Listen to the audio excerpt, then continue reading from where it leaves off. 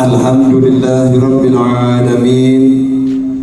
Allahumma salli wa sallim ala Sayyidina Muhammadin miftahi babi rahmatillah adada ma fi ilmillah, salatan wa salaman daimain bidawami mulkillah wa ala alihi wa sahbihi.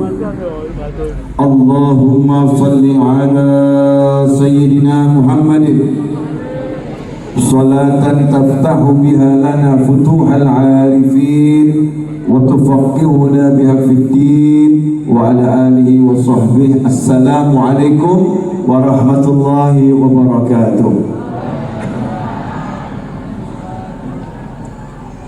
Bapak, Ibu, seluruh hadirin, pemirsa dimanapun berada, alhamdulillah malam hari ini kita dikumpulkan bersama orang-orang yang mulia di tempat yang mulia, di bulan yang mulia. Di kanan saya, di kiri saya, di depan saya, di belakang saya, di dunia maya yang lagi bersama saya yakin adalah hamba-hamba Allah yang mulia. Karena kalau nggak mulia, nggak mungkin dipertemukan dengan jenengan. Ya, kalau ada muslim kumpul banyak begini, berarti yang kumpul itu orang-orang mulia. Hanya orang-orang yang baik yang dikumpulkan dengan orang-orang yang baik. Hanya orang-orang yang beruntung dikumpulkan dengan orang-orang yang beruntung.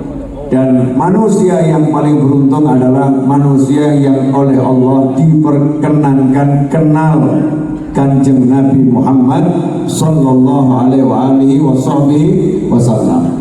Makanya kita syukur dulu. Alhamdulillah. Insya Allah saya bicara nggak panjang tapi yang nggak pendek. Mudah-mudahan yang penting barokah dan manfaat. Amin. Sebelum saya lanjutkan, saya mau menyesuaikan mic-nya ke sound system karena ini setelannya masih setelannya qasidah. Nah, echo-nya dikurangi bisa kan? Tanpa echo. Tes 1 2. Volumenya turunkan dikit. Yang di panggung karena store ini. Tes 1 2. Cakep. Ya. Tambahin dikit-sedikit. Dikit aja yang sebelah sana. Tes 1 2. Pun cekap, jazakumullah khairan. Kalau begini suara saya lebih mudah didengar, lebih enak untuk disimak. Alhamdulillah. Sound systemnya bagus. Terima kasih, jazakumullah khairan. Sebentar saja udah paham mau saya. Itu namanya ahli. Ya, namanya ahli. Kalau nggak ahli dikasih kode ribuan kali nggak paham-paham. Kalau yang ahli cukup begini ya sudah paham. Jazakumullah khairan. Saya mau nanya sama semuanya. Ya, nanya saja. Kita ngobrol. Insya Allah dengan ngobrol itu nanti dapat ilmu yang barokah. Ya, ngobrol saja. Nanya sama semuanya. Sebetulnya jenengan itu pengen selamat, apa pengen mumet? Pengen selamat. Alhamdulillah. Di Tulungagung ada Blitar, di Blitar ada Gus Ikdam. Kata Gus Ikdam itu asal dekengannya pusat selamat. Ya, asal dekengannya pusat selamat. Saya kalau ada orang yang manfaat senang. Makanya kalau ada orang yang manfaat saya dukung ya, saya dukung biar manfaatnya lebih luas. Nah, bagaimana caranya biar dapat dekengannya pusat? Biar dapat pertolongannya Allah subhanahu wa ta'ala. Caranya bagaimana? Insya Allah kurang lebih 45 sampai 1,5 jam kita bahas. Wallahu a'lam. Saya nggak ngerti mau 45 menit atau berapa menit. Wallahu a'lam. Jadi semua pengen senang, nggak pengen mumet. Setuju? Pengen selamat, nggak pengen mumet. Setuju? Sekarang coba cek. Biasanya kalau ngobrol sama temennya yang diobrolkan yang seneng-seneng atau yang mumet-mumet?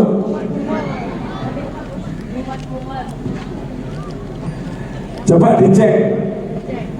Kalau lagi ngobrol sama temennya itu gersulo, keluh kesah atau cerita yang enak-enak? Ya, setiap orang beda-beda. Mari kita cek diri kita masing-masing. Kalau senengnya itu ngobrolin yang gak enak, berarti memang seneng yang gak enak. Karena man ahabba syai'an aktsara dzikrah. Begitu kaidah yang saya pelajari sampai saya umur 48. Orang yang senang sesuatu pasti sering menyebutnya. Ya, orang yang senang sesuatu pasti sering menyebutnya. Walaupun ngomongnya nggak senang, tapi kalau disebut terus itu sebetulnya dia senang. Maka kalau ada orang hidupnya cuma ngomongkan urip kok kayak gini, urip kok kayak gini, kapan hidupku ini berubah, kenapa aku sering kena musibah, yang diomongkan gak enak terus. Berarti itu ciri-ciri dia suka hidup tidak enak, alias suka hidupmu mumet. Makanya syarat pertama biar kita itu hidupnya gak mumet, biar hidupnya selamat, ngomong yang enak. Karena itulah kita diajari untuk ngapain? Buat maulid Nabi. Ya, buat maulid Nabi Muhammad SAW. Padahal Rasulullah lahir di hari Senin, wafat juga di hari Senin. Tapi kenapa yang diperingati kok lahirnya bukan wafatnya? Karena kalau ingat wafatnya Nabi nanti sedih. Ingat wafatnya Nabi nanti hati jadinya kurang enak. Tapi kalau ingat lahirnya Nabi nanti hatinya senang. Kalau ingat lahirnya Nabi nanti kita ikut bahagia. Dengan mengingat yang membahagiakan nanti hati kita jadi senang. Kalau hati kita senang nanti Allah kasih yang senang-senang, Allah kasih yang enak-enak. Ada yang nanya, kok bisa begitu? Yang ngomong bukan saya, yang ngomong bukan ulama, tapi yang ngomong langsung yang punya jagat raya. Yang ngomong langsung yang punya jenengan, yang punya saya, yang kita semua. Yang ngomong Allah Subhanahu wa ta'ala, la in syakartum la azidannakum. Kalau kalian bersyukur pasti aku tambah. Contoh misalnya ini, saya dikasih teh panas, alhamdulillah, senang saya. Ya, kalau saya sebutkan begini, saya senang. Saya bilang terima kasih sama panitia yang nyiapkan teh panas. Nanti Allah nambah senang saya. Boleh buktikan ya. Jenengan kumpul 10 orang, merenggut semua. 10 orang kumpul, tapi merenggut semua. Datang satu orang yang gak sumpah, tapi lihat 10 orang merenggut semua, ketularan sumpah enggak? Ketularan sumpah enggak? Ketularan. Padahal yang datang ini lagi seneng loh ya. Lagi senang masuk ruangan, ada 10 orang lagi sumpah, bersengut, merenggut. Maka yang satu ini ketularan atau gak ketularan? Ketularan hatinya gak enak. Tapi ada 10 orang ketawa bareng, ngakak bareng. Kita gak ngakak. Masuk ruangan tersebut lihat orang guyu dewi, lama-lama ikut guyu. Karena as-senengu nularu. Jadi senang itu menular. Makanya kalau kita pengen senang, gak usah repot-repot, tularkan senang kita ke diri kita sendiri dulu. Ingat yang enak. Ingat hal-hal yang menyenangkan. Maka nanti insya Allah hidupnya enak. Tapi anehnya kita lebih suka ngomong yang gak enak. Padahal Allah bilang kalau dapat nikmat fahadith, sebut-sebutkan. Gak ada kata-kata kalau dapat musibah sebut-sebutkan. Kalau dapat musibah suruh ngomong kami miliknya Allah dan akan kembali kepada Allah. Inna lillahi wa inna ilaihi rajiun. Artinya musibahnya gak usah kamu pikir, mau kamu miliknya Allah. Kamu aja miliknya Allah, apalagi duit kamu. Ya, apalagi benda-benda di sekitar kamu. Kamunya kamu itu milik Allah Subhanahu wa ta'ala. Jadi kalau motormu hilang, ya biasa-biasa saja. Rumahmu hilang, ya biasa-biasa saja. Tapi jangan sampai hilang. Ya dijaga, ya dijaga. Tapi kalau nikmat harus disebut. Biar apa? Biar mancing. Nikmat itu kalau disebut mancing nikmat yang lain. Senang itu kalau disebut mancing senang yang lain. Nah itu baru satu hal. Pengajian belum dimulai, ini baru mukadimah dan baru nanya-nanya dulu. Boleh ya? Jadi sepakat semuanya pengen senang, nggak pengen mumet, betul? Nah sekarang saya kasih resep utamanya, boleh atau nggak boleh? Mau atau nggak mau? Ini kuda dasar kalau dalam ilmu bela diri. Kalau kuda dasarnya kuat, walaupun nggak punya jurus, nggak bisa dibanting. Didorong nggak obah, disuruh nggak obah, ditarik nggak obah. Kenapa? Kakinya kudanya kuat. Kalau dalam bangunan pondasi, kalau pondasinya ini kuat, walaupun bangunannya itu jelek, dioyak-oyak sama gempa, nggak jadi masalah. Kenapa? Pondasinya kok kokoh. Nah apa itu pondasi kita semua? 2 kalimat. Siapa punya ini pasti kalau paham selamat dunia, selamat akhirat. Apa itu? Asyhadu an la ilaha illallah wa asyhadu anna Muhammadan Rasulullah sallallahu alaihi wasallam. 2 kalimat syahadat. Dan semuanya sudah punya. Yang katanya Kanjeng Sunan Kalijogo jiman kalimo sodo. Seberapa hebat kalimat ini sampai dikatakan miftahul jannah la ilaha illallah. Kuncinya surga la ilaha illallah.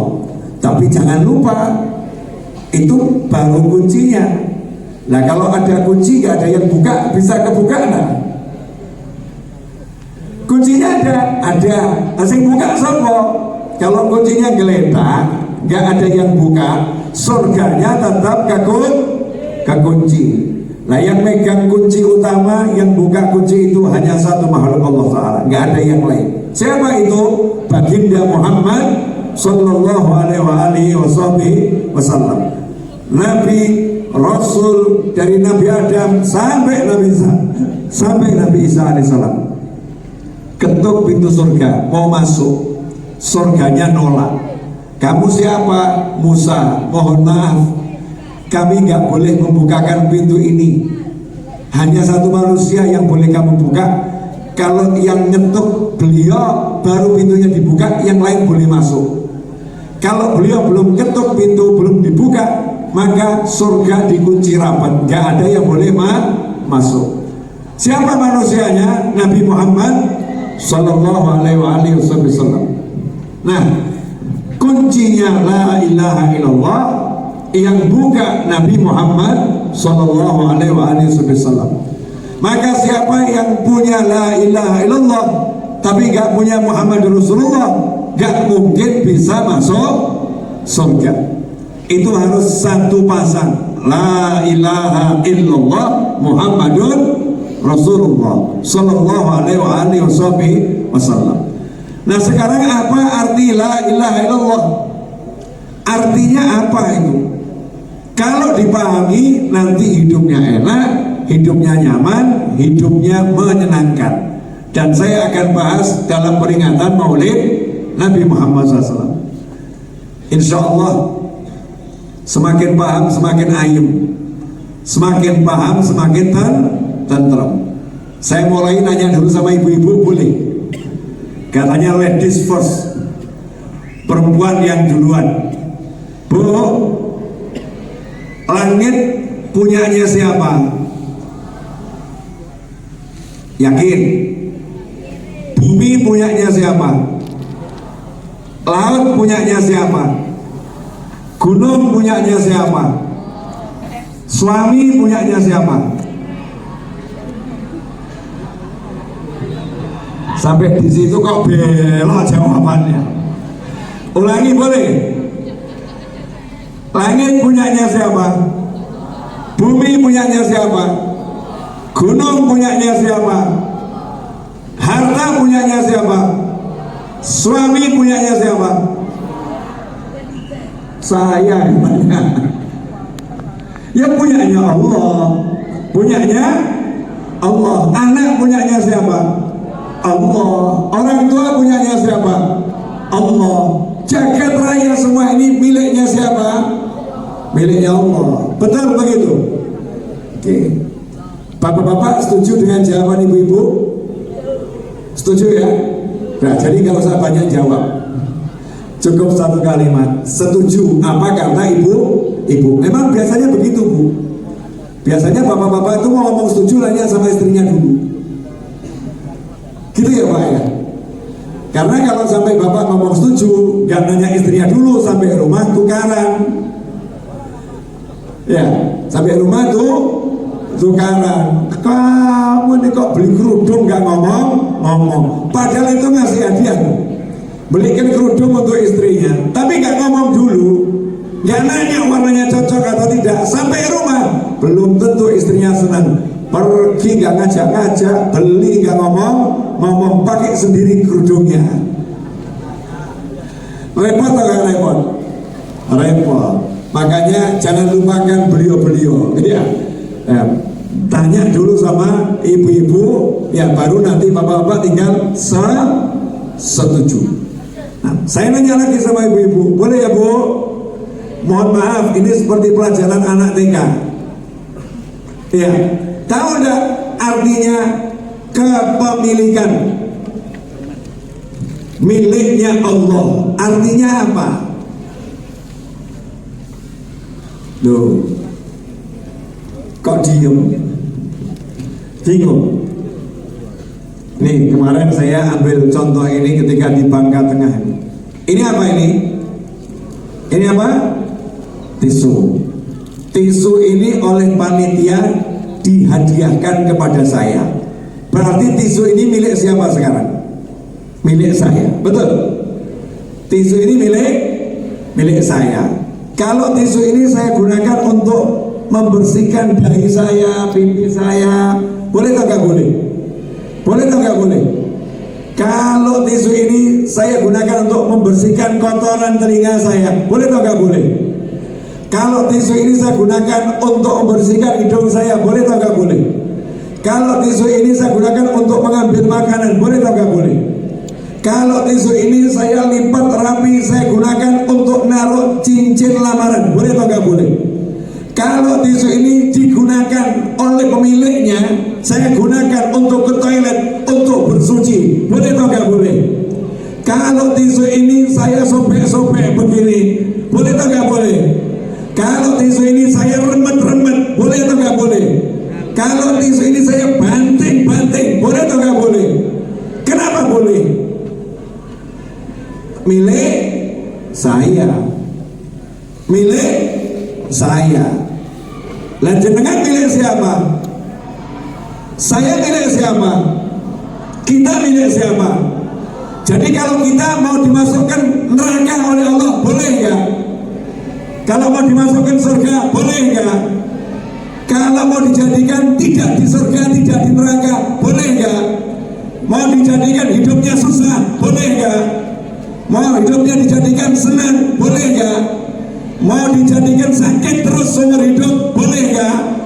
Mau dijadikan senang terus selamanya, boleh nggak? Mau dijadikan buruk rupa, boleh nggak? Mau dijadikan tampan, boleh nggak? Mau dijadikan normal, boleh nggak? Mau dijadikan cacat, boleh nggak? Kenapa? Yang melakukan yang punya. Betul? Nah, cuman harus ditambahin, Allah itu gak butuh sama kamu, gak butuh sama saya, gak butuh sama kita. Tak ubahnya tisu ini gak ada manfaatnya. Aduh gak butuh tisu, no handphone emang.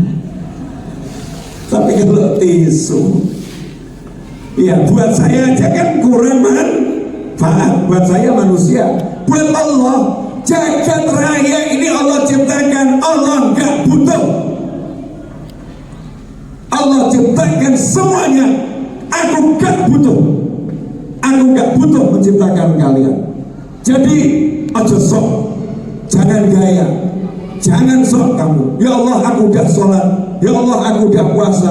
Ya Allah, aku udah zakat. Ya Allah, aku udah haji. Ya Allah, aku udah taat. Ya Allah, aku udah zikir. Tapi kok Allah jawab, aku ora butuh sholatmu, aku ora butuh puasamu, aku ora butuh zikirmu, aku ora butuh ibadahmu. Ojo kagian gaya. Mau ngomong apa? Nah, ini kesalahan fatal kebanyakan manusia akhir zaman ini adalah sombong di hadapan Allah, mirip iblis. Ya Allah, aku udah ibadah sekian lama, aku udah ngaji sekian lama, kenapa disuruh sujud sama Adam? Nah, gaya loh. Hasilnya apa? Dilaknat, diusir sama Allah Subhanahu wa ta'ala. Allah tidak butuh kepada makhluknya. Mustahil Allah butuh kepada makhluk. Yang butuh kepada Allah siapa? Makhluk. Kita ini ciptaannya Allah, butuh sama Allah. Makanya kita wajib nurut sama Allah. Sehingga seorang ulama itu nasihatin, ada orang yang banyak maksiat itu, minta nasihat, dinasihatin sama ulama, ada Tuhan yang lain nggak? Nggak ada. Ya udah, jangan maksiat. Karena yang punya neraka ya Allah, yang punya surga ya Allah, yang punya kamu ya Allah. Nah, kalau kamu melawan Allah, ya saya nggak bisa bantu apa-apa. Repot urusannya sama Allah. Gak ada Tuhan yang lain. Kalau ada Tuhan yang lain, kamu bisa minta tolong sama Tuhan yang lain. Tolong hadapin Allah. Gak ada. La ilaha illallah. Tuhan hanya satu, gak ada yang lain, Allah. Makanya harga mati harus nurut sama Allah Subhanahu wa ta'ala. Kalau gak nurut, repot. Kalau gak nurut, nekat. Kalau gak nurut, wah ini keterlaluan luar biasa. Nurut tapi jangan nuntut. Nurut tapi jangan nuntut. Yang boleh apa? Nurut tapi ngerayu. Ya Allah, hamba ini nurut loh ya Allah. Sholat, poso, zakat, haji, umroh, ziarah, zikir, bekti sama orang tua. Tolong ya Allah, jangan dimasukkan neraka. Tolong ya Allah, masukkan ke dalam surga. Ngerayu Allah Subhanahu wa ta'ala. Kalau paham ini, nanti hatinya enak. Nah, sekarang ini ada oknum-oknum yang gagal paham karena gak ngaji lagi sama kiai, gak ngaji lagi sama kiai, gak ngaji lagi sama ulama, gak ngaji lagi sama para masyayikh, gak ngaji lagi kepada para habaib. Ngajinya sama TikTok, ngajinya sama YouTube, ngajinya sama Facebook, ngajinya sama Instagram, ngajinya sama share-sharean yang ada di WhatsApp, ngajinya sama Twitter, ngajinya sama Telegram. Pondok ditinggalkan, masjid diabaikan, pengajian dihiraukan, sehingga jarang datangin kiai, seringnya datangin TikTok.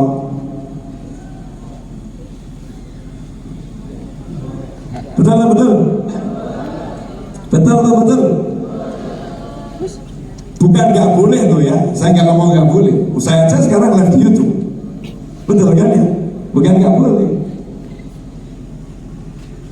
Datangin kiai, datangin masjid, datangin pengajian, datangin pesantren. Tambahannya silahkan dilanjut ngaji di TikTok, silahkan dilanjut ngaji di di YouTube, ngaji di Facebook, ngaji di Instagram. Tapi datangi itu kiai. Kenapa? Karena beda. Begini sama begini beda, lain. Boleh saya nanya sama ibu-ibu, Pak, ini yang paham masalahnya hanya ibu-ibu, Pak. Bapak-bapak kurang paham urusan ini, urusan masak-memasak soalnya. Bu, misalnya jenengan itu ahli masak soto Lamongan, misal saja ahli masak soto Lamongan. Lah kok terus temen jenengan minta resep soto Lamongan, padahal jenengan itu pemilik warung soto Lamongan terkenal di Indonesia dari Sabang sampai Merauke, cabangnya 10.000 cabang. Misal saja yang bagus-bagus, betul ya? Teman jenengan telepon, Bu, minta resep soto Lamongannya. Tolong dijawab jujur, kasih atau tidak? Kasih atau tidak? Bu, kasih atau tidak? Mungkin karena baik dikasih, mungkin karena baik dikasih. Nah terus temennya telepon, Bu, resepnya udah saya coba praktekkan, kok rasanya jauh berbeda. Ternyata resep yang diberikan itu ada resep rahasia yang disembunyikan. Tapi ibu ngomong apa? Apa ngomong, oh ada yang saya rahasiakan? Enggak, jawabannya, mohon maaf, resepnya memang sama, tangan kita yang berbeda. Namanya juga ibu-ibu ahli, ya ahli, tangan kita yang berbeda. Ini contoh ya. Nah, terus temennya ngeyel, ya udah, biar tangannya sama, saya tak main ke rumahmu. Main ke rumahmu, coba saya mau lihat kamu buat soto Lamongan. Pertanyaan saya lah, kalau sudah lihat buatnya, kira-kira bisa dirahasiakan nggak? Wangil kan ya, susah merahasiakan. Mulai ini temannya datang lihat, oh ternyata lomboknya bukan sembarang lombok. Lomboknya tuh kok warna ini kan hijau nih kayak ngono kabeh. Nah, sementara lombok saya warnanya merah, kuning, hijau ini ya, campur-campur. Dia pilih lombok tertentu. Oh ternyata nguleknya itu ada hitungannya. Dia bilang cuma diulek tapi nggak dijelas loh, ada hitungannya. Oh ternyata buatnya sambil baca surat Yasin. Oh ternyata semua ternyata itu terbuka ketika lihat langsung. Nah itulah bedanya yang cuma dapat resep sama praktek langsung. Ada lagi praktek langsung tapi pakai telepon. Gimana aja? Oh itu digosok, dimasukkan, diterangkan pakai telepon. Pakai telepon. Iya. Ternyata hasilnya berbeda. Kenapa? Karena nggak datang lihat langsung seperti apa sebetulnya ketika masak. Maka nanti menerapkannya juga tidak sama. Nah kalau kita belajar, harus ada waktu-waktu yang kita memang harus datang dan belajar.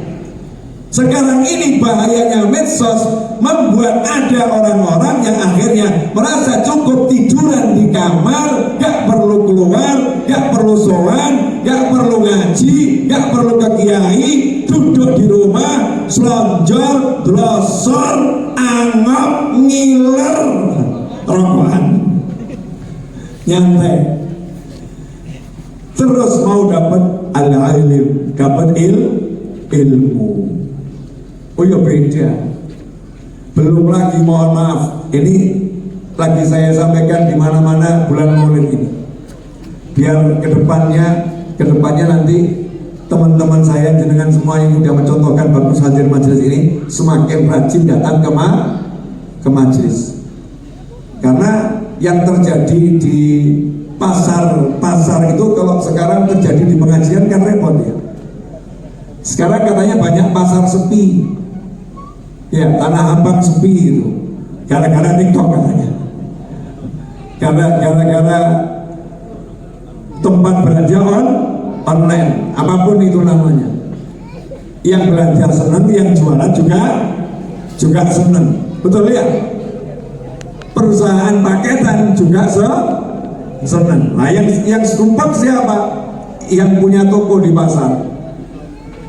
Orang nggak datang lagi. Nah, bayangkan kalau nanti akhirnya orang sholat live streaming. Nah, udah bilang minta fatwa, wakil pendapat baru ya, ngeri.com itu sangat mengerikan. Akhirnya orang berdalil nggak pergi pengajian lagi. Kenapa? Wah, di pengajian nanti saya nggak bisa khusyuk. Kalau di rumah saya bisa khusyuk. Di pengajian nggak bisa nyaman. Kalau di rumah saya bisanya nyaman. Nanti orang akhirnya nggak datang ke masjid, nggak datang ke musola. Masjid sebagus ini, kalau nanti orangnya nggak ada kan ya eman-eman. Betul ya? Makanya kita disuruh datang, ya disuruh datang ketemu. Nah, apa kaitannya ini dengan pertanyaan saya tadi semua? Tadi kan saya nanya, betul ya? Milik siapa? Milik Allah.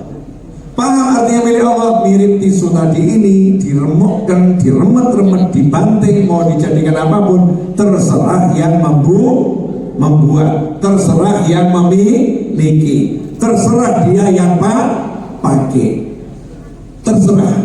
Nah, gimana caranya biar hidup kita itu selamat? Ya, makanya kita sebagai miliknya Allah, sadar miliknya Allah, jangan sombong sama Allah, nurut sama Allah, terus nanya sama Allah, ya Allah, caranya selamat bagaimana? Lalu kita ini miliknya Allah kok, ya nanya sama Allah. Contoh, saya mau nanya sama bapak-bapak, itu ada bagian sound system dengan equalizer yang macam-macam itu ya, tombol-tombol pencetan, volume naik turun, macam-macam warna-warni. Jangan coba ke sana kemudian mencet-mencet sembarangan, boleh nggak? Nggak boleh. Kenapa? Nggak tahu cara makainya, betul kan? Nah, kalau jenengan pengen bisa pakai dengan betul, hasil suaranya bagus, caranya bagaimana? Ya ngomong sama yang punya, betul ya?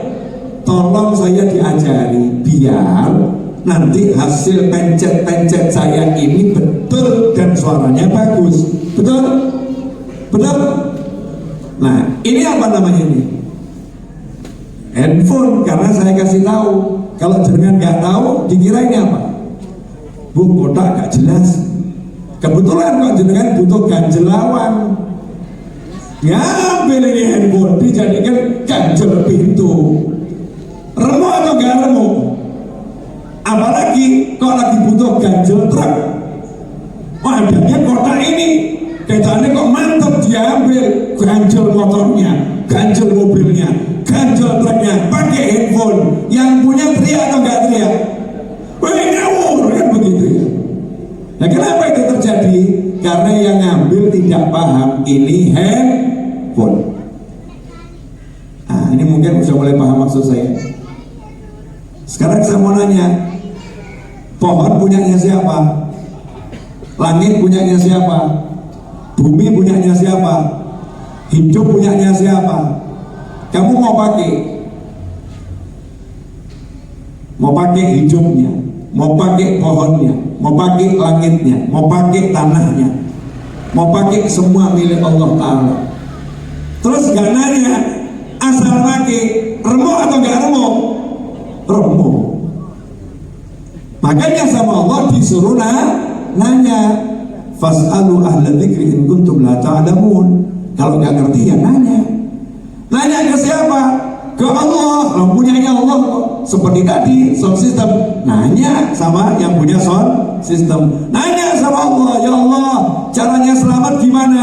Ya Allah, caranya dapat rezeki yang banyak berkah bagaimana? Ya Allah, caranya hidup senang bagaimana? Ya Allah, caranya istri saya nurut bagaimana? Ya Allah, caranya suami saya menyenangkan bagaimana? Ya Allah, ya Allah, ya Allah, ya Allah, ya Allah. Dijawab sama Allah. Dan cuma kan kalau Allah jawab langsung kita yang nggak paham. Allahnya kirim utusan. Allahnya kirim utusan. Utusannya diperintah sama Allah, jelaskan semua yang akan ditanyakan oleh hamba-hamba. Jelaskan semua yang akan ditanyakan oleh hamba-hambaku. Semua apapun itu, jelaskan. Datanglah Nabi Muhammad SAW, langsung pengumuman, saya utusannya Allah. Kados beliau, saya utusan Pak Bupati. Untuk ngapain? Memberikan sambutan. Betul ya? Nabi Muhammad SAW ikrar, aku utusannya Allah, ikuti aku. Mau selamat, ikuti aku. Karena yang paham urusan selamat dunia akhirat hanya aku, gak ada yang lain. Aku utusan yang terakhir. Setelah aku gak ada lagi yang diutus oleh Allah Subhanahu wa ta'ala. Jadi sekarang udah paham belum arti la ilaha illallah Muhammadur Rasulullah SAW? Harusnya udah paham ya. Artinya kita miliknya Allah. Kalau pengen selamat, nanya sama Allah. Dan Allah sudah ngasih tahu, kamu tanya sama utusanku. Utusanku sudah aku beritahu cara selamat dunia akhirat. Tanya sama Nabi Muhammad Sallallahu Alaihi Wasallam. Karena itulah zaman ini heran saya kalau ada orang masih cari selamat nanya sama orang lain. Nanya sama pakar A, nanya sama pakar B, nanya sama pakar C, nanya sama pakar D, nanya sama pakar E, pakar Z, pakar, tapi nabinya nggak ditanya, rasulnya nggak ditanya, hidupnya nggak ngikuti ajaran Nabi Muhammad SAW, tapi ngikuti ajaran yang nggak jelas. Contoh, Bu, boleh nanya, kalau ada menantu perempuan, yang buat contoh perempuan saja ya Pak, karena kebetulan jumlahnya lebih banyak.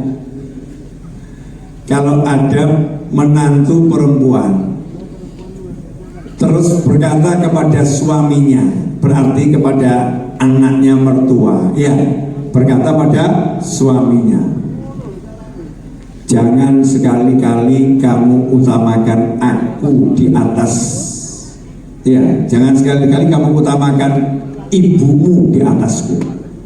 Pokoknya kalau sampai kamu mentingkan ibumu, aku tak mau lagi hidup bersamamu. Saya mau nanya Bu, kalau ada menantu perempuan ngomong gitu sama anak ibu, ojo sing titik-titik mbokmu yo, titik-titik mbokmu yo, titik-titik mbokmu, kono urip mbokmu kono. Jangan dikit-dikit ibumu, ibuku. Sana kamu hidup sama ibumu sama, nggak usah hidup sama aku lagi. Pertanyaan saya, enaknya menantu perempuan model begini diapakan? Diapakan Bu? Ada apa suarakan nanti? Diapakan? Buang. Ini suara hati ibu-ibu yang besarkan anak laki-laki. Jadi bagi para kaum pria, kalau istrinya model begitu, jangan dibuang, tambah lagi saja. Pasti kamu dapat dukungan dari ibu dan bapamu. Kenapa? Ibu makan ngomong, iya pengen rasa no, gak melok meteng, gak melok lahir no. Anak lanang siji-siji nih, ngono kok arep bekti dilarang mbek bojone. Aja mbok buang, tambahi wae ben rasakno. Masya Allah, itu ibunya yang ngomong gitu. Betul ibu? Tuh, bener ya? Kenapa saya ngomong begini? Ini kalau sekarang itu kiblatnya nanti kepada sinetron, kepada drama, kepada film apapun, itu buatannya sutradara. Kadang tampaknya bagus, kadang buat kita nangis, kadang kita wah film nangis. Tapi ternyata isinya ngajari kurang ajar sama mertua.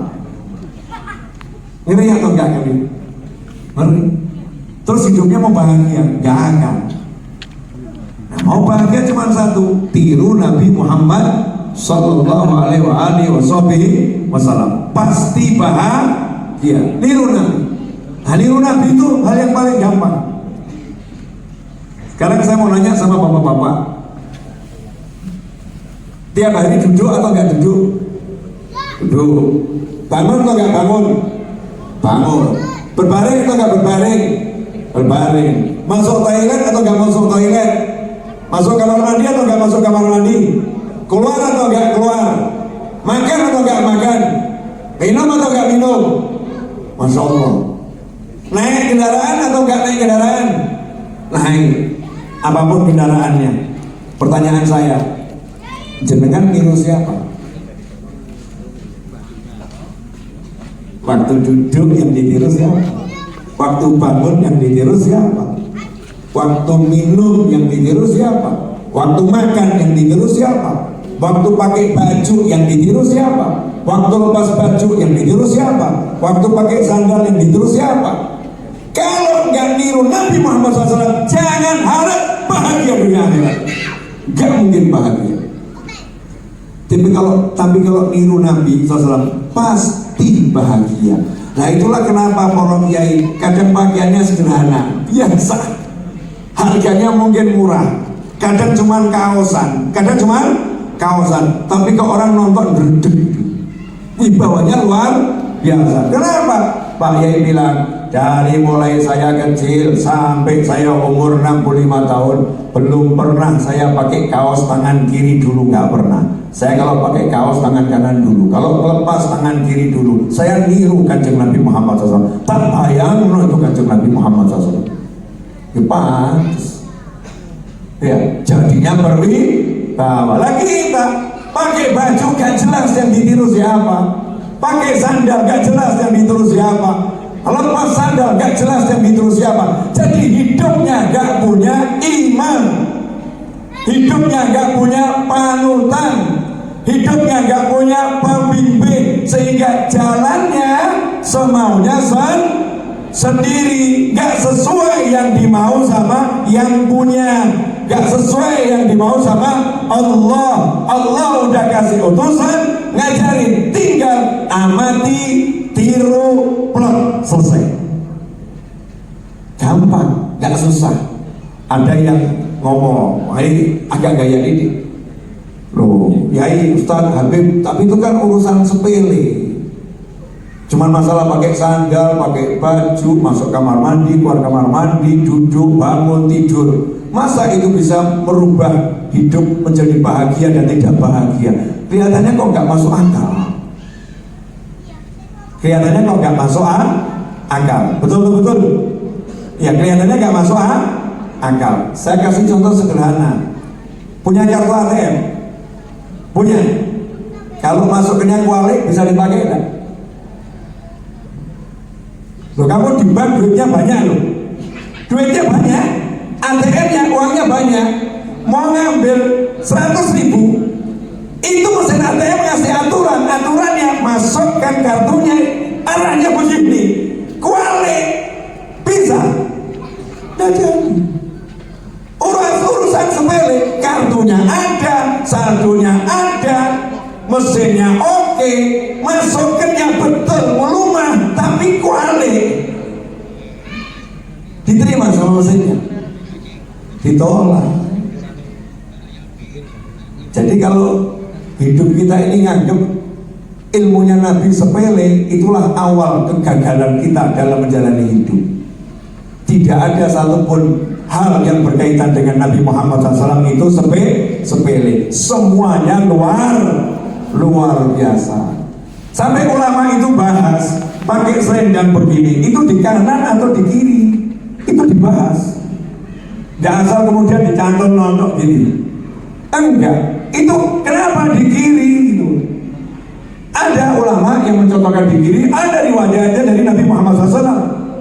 Ya, dalam kitab Al-Uhudul Muhammadiyah dijelaskan juga di situ. Kalau orang-orang soleh terdahulu para sufi mengenakan selendang di sebelah kiri. Tapi juga diceritakan Nabi SAW juga pakai selendang di sebelah kanan.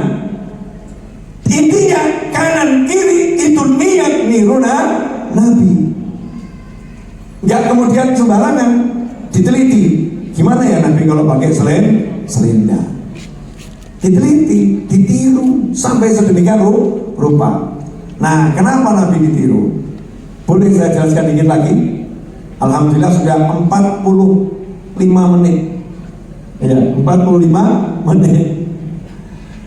Terasa atau enggak terasa? Enggak terasa. 45 menit enggak terasa. Di sini memang manusia-manusia luar biasa. Ya, manusia-manusia luar biasa. Saya mau nanya sedikit saja, nggak usah banyak-banyak. Kita akhir-akhir ini mendengar ada satu negara yang berhasil mendaratkan pesawatnya di bulan. Saya terus terang belum percaya karena saya belum mendarat di sana. Saya tidak menafikan, tapi saya tidak percaya, belum. Nanti kalau ketemu saya di bulan ada betul, baru saya percaya. Kalau belum sampai lihat sendiri, saya anggap dongeng. Saya anggap dongeng. Kenapa? Yang ngomong bukan nabi, yang ngomong bukan rasul, yang ngomong bukan mukmin, yang ngomong bukan orang yang bisa dipercaya. Butuh tabayun dulu. Ya, yang ngomong bukan orang yang kalau dia ngomong saya harus percaya, nanti dulu. Tapi saya nggak boleh menafikan, karena itu bisa dilakukan. Bangga negara tersebut, masyarakatnya bangga. Kita yang lihat, wow, ikut kagum. Ada yang namanya apa tuh, Elon apa mus apa tulisannya, mau coba yuk Elon. Ya, dibilang Elon Musk salah, Elon Musk jawab benar gitu kan ya. Karena bukan bahasa Indonesia. Elon MUSK buat rencana perjalanan ke planet Mars, mau buat pesawatnya, mau dijalankan di planet Mars, persiapan kalau nanti bumi kiamat jadi bumi kedua. Mulai wong sugih-sugih nandur duit di sana. Ya, nandur duit di sana. Yang dengar, wah, edan tenang, kagum. Ini orang hebat.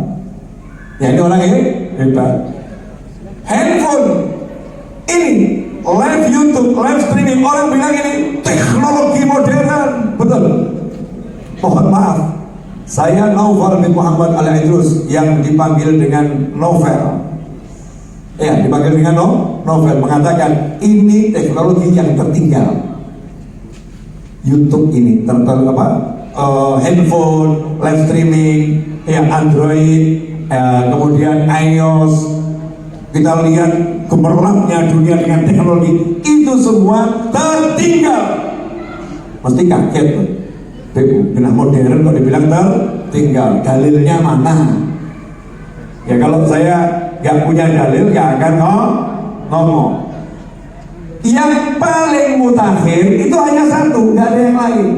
Yang paling mutakhir itu hanya teknologinya Allah yang dititipkan kepada Nabi Muhammad Sallallahu Alaihi Wasallam.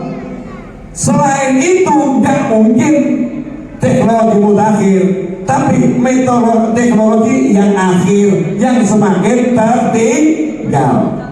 Semakin jauh dari Nabi, itu semakin tertinggal.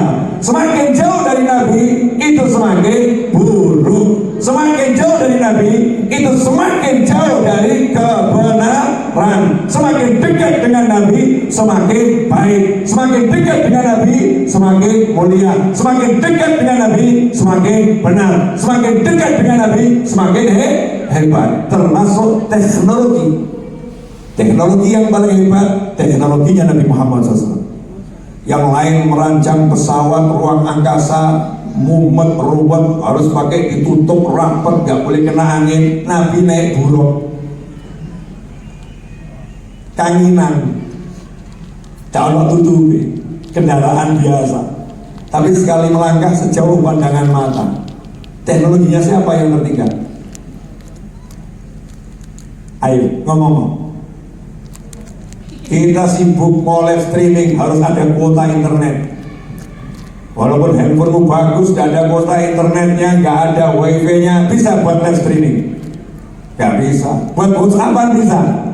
Gak bisa. Teknologimu yang hebat tergantung sama internet. Betul?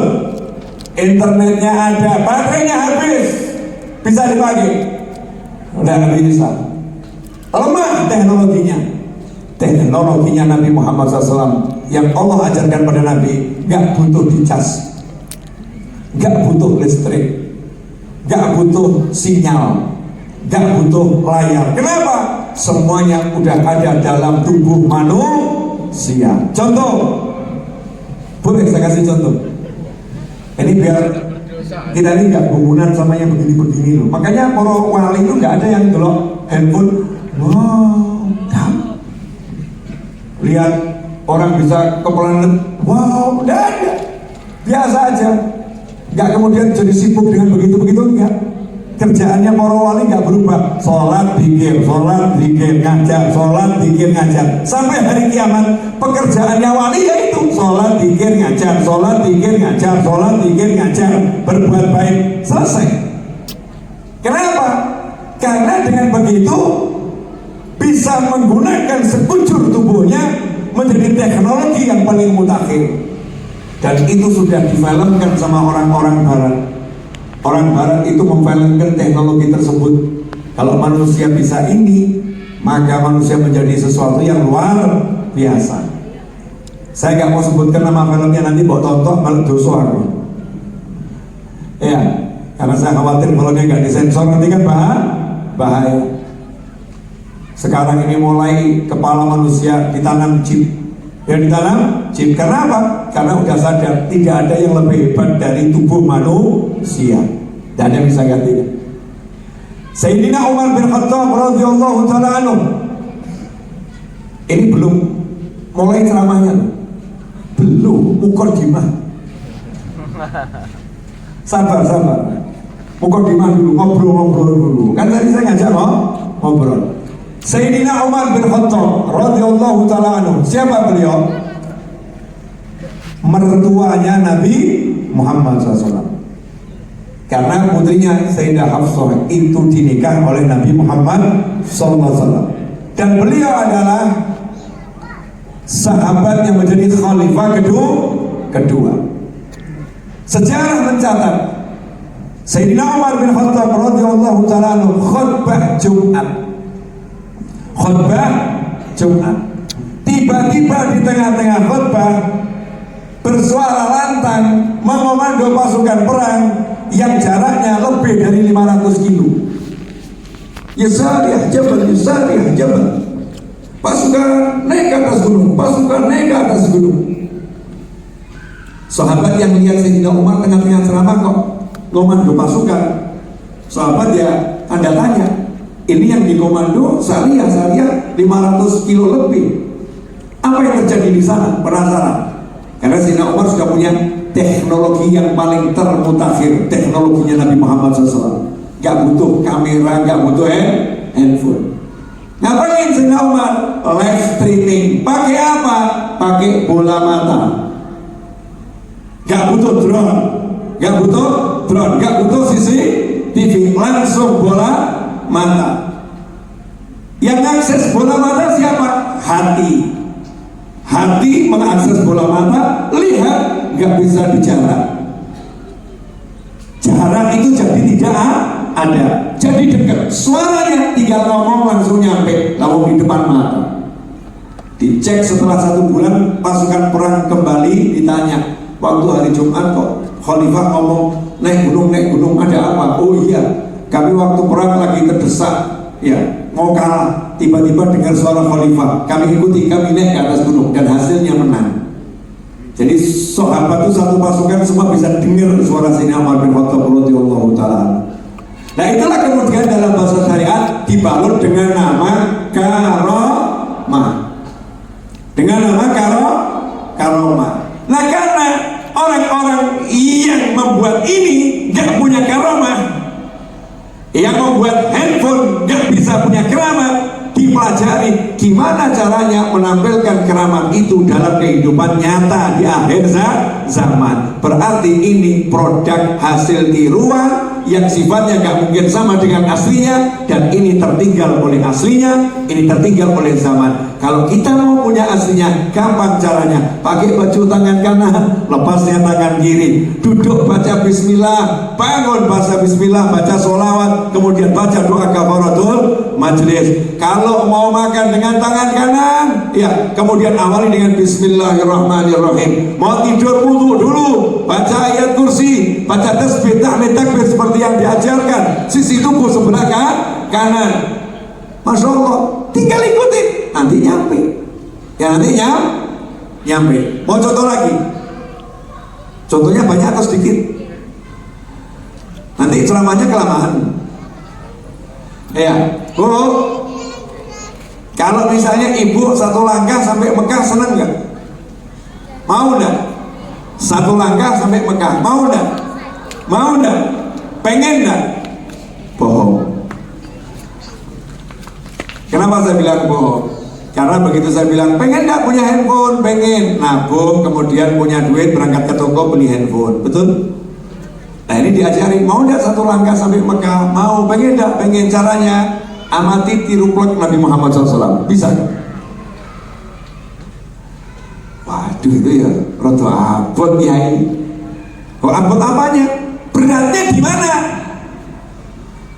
Oh kamu bukan disuruh niru ngangkat batu 20 kilo, bukan disuruh niru push up satu hari 100 kali. Itu ada orang pengen perutnya jadi datar, ya biar jadi 6 kotak-kotak. Satu hari disuruh plank sekian menit, nurut, itu berat, dilakoni. Ada orang pengen langsing, ya disuruh makannya itu satu hari selang 12 jam baru boleh makan, dilakoni, nurut, itu berat, dilakoni, nurut. Ada orang disuruh jangan makan nasi biar berat badanmu turun, dilakoni, gak makan nasi demi berat badannya turun, itu berat, dilakoni. Pengen jadi wali, bisa punya karomah, caranya istiqomah, fitoah, tiru Nabi, selesai, gampang, gak dilakoni.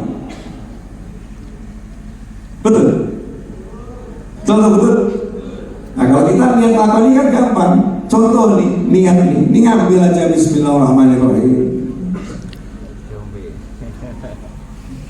Alhamdulillah. Contoh bismillahirrahmanirrahim. Alhamdulillah. Namanya juga contoh. Memang cara minumnya begini. Bismillahirrahmanirrahim. Alhamdulillah. Terus diparkir. Jangan seperti kambing. Ini cuma contoh ya. Kambing itu kalau minum atau kucing mirip begini. Ya kan, alhamdulillah. Itu kan kambing. Ada lagi yang minumnya itu gelegek, entah. Sama-sama minum, tapi yang dicontoh siapa? Kalau yang dicontoh Nabi, nanti hasilnya akan jadi pewaris Nabi. Kalau yang ditiru kucing, jadi pewaris. Kalau yang ditiru kambing, jadi penerus mbak.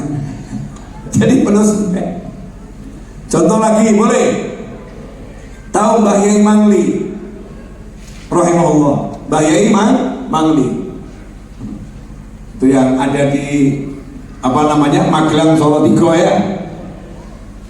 Beliau itu termasuk yang dapat karomah ya tadi itu, satu langkah sampai. Apa ada betul loh Bim kayak begitu tuh Bim? Loh, emangnya nggak pernah baca Al-Quran apa? Di Al-Quran itu Nabi Sulaiman alaihissalam pernah nantang murid-muridnya yang belajar sama dia, termasuk jin Ifrit. Jin yang paling kuat itu di bawah kuasa Nabi Sulaiman. Nabi Sulaiman pengen kasih kejutan kepada Ratu Balqis. Maka Nabi Sulaiman nanya, siapa yang bisa ambil singgasana Balqis bawa ke sini dengan cepat? Siapa? Ifrit sebagai pasukan terkuat jin yang bergerak dengan cahaya api. Cepat angkat tangan, saya sebelum kamu selesai pengajian kursinya nyampe sini. Sebelum selesai pengajian, Nabi Sulaiman itu kalau ngajar kurang lebih 2 jam. Ya, saya mirip-mirip Nabi Sulaiman kalau ngajar. Ya, kurang lebih 2 jam, hanya kurang lebih. Nabi Sulaiman merasa kelamaan, jaraknya 1000 kilo itu dari kerajaan Nabi Sulaiman. Padahal untuk ngambil singgasana itu udah gampang. Saya mau nanya, mau masuk istana negara sembarangan bisa nggak? Tanya sama beliau di samping kiri saya. Nggak bisa, keamanan nasional. Gak sembarang orang diizinkan masuk istana negara. Apalagi contoh mau ngambil kursi makannya presiden. Kursi makan ini gampang atau susah? Susah. Penjagaannya luar biasa. Lah ini mengambil kursi kepresidenan Ratu Balkis, kerajaan Ratu Balkis. Itu kursi ditempatkan di tempat yang paling sakral, dikawal bangsa jin dan manusia. Jadi pengawalannya bangsa jin dan manusia lengkap. Muridnya Nabi Sulaiman angkat tangan. Saya akan ambil, pejamkan bola matamu, sebelum dibuka udah nyampe. Nyampe. Kursinya ada. Nah itu cara mindahnya gimana? Itu muridnya Nabi Sulaiman. Nah kamu, saya, kita muridnya siapa? Muridnya Nabi Muhammad SAW. Jadi kalau cuma melangkah sampai Mekah, langkah sampai Madinah itu gampang, Doraemon saja bisa kok. Doraemon saja bisa. Pintu Doraemon. Nah karena nggak punya keramat, akhirnya buat film. Itu semua film diambil dari kisah-kisah para wali yang ada di Islam. Kiranya gumunan, jendela Doraemon, baling-baling ajaib, kotak ajaib, ya, Masya Allah. Padahal itu kalau kita niru Nabi Muhammad SAW, Allah akan kasih. Ya Allah akan kasih. Mbak Mali, supirnya itu pernah cerita ke teman saya yang nemoni langsung. Saya punya teman di Jakarta namanya Ustadz Bakhtiar, Ustadz Babai, anak muda namanya Ustadz Babai. Dulu pernah berguru sama Yai Mangli, rahimahullah. Sehingga kalau Yai Mangli ada pengajian di Jakarta, teman saya ini Ustadz Babai selalu ikut jadi panitia dalam tanda petik, karena murid ya, ngawal terus rutinan gitu. Satu hari biasa telepon sama supirnya, ya Simbah sampai di mana? Dijawab belum berangkat. Solo Tigro Jakarta, waktu itu belum ada tol. Sebelum maghrib ditelepon, jawabannya belum berangkat. Nah, teman saya ya kaget, nah kok belum berangkat? Padahal habis sholat isya langsung mulai pengajian, sholawat itu. Inisiatif teman saya berangkat duluan dari rumahnya di Jakarta ke lokasi pengajian. Maksudnya nanti mau gantikan Simbah. Kalau Simbah belum sampai, ada yang gantikan. Sampai di lokasi pengajian, Yai Mangli sudah mimpin sholawatan. Teman saya kaget, rampung pengajian nanya sama supirnya, katanya tadi belum berangkat.